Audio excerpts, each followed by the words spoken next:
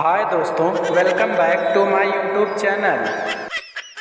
अरे बुलडोजर बाबा, ई लात काहे हमरे तरफ ताने हो यार? मार के गिरेबे हो का हम्मा?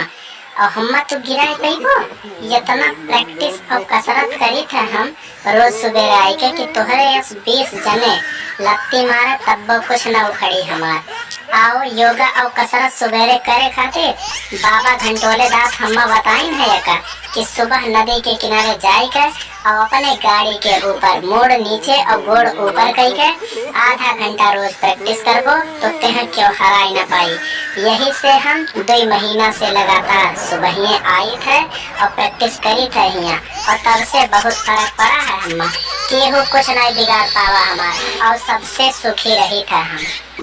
अच्छा, तो तोहरे घंटोले बाबा ये सब करे का कहे हैं तुम्हें? बुलाओ आज तोहरे घंटोले बाबा का तोड़ दी मारी के हाथ गोड़।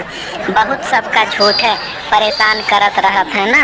और आज तो तोहरे छोड़ब ना, मार दियब लाते से नदी में गिर जाबो मुंह के बले, सब निकल जाई तहार गुंडई।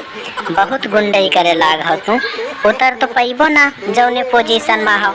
अब कोटी था तुम्हें कस के अच्छे से, और देखी तुम्हें के बचाव आवत है हमरे प्रकोप से। बहुत दुख दे हो ना तू सबका। अब करो और बुलाओ अपने घंटोले बाबा का कि बचाव तुम्हें। अब तहार ठुकाई हुई अच्छे से।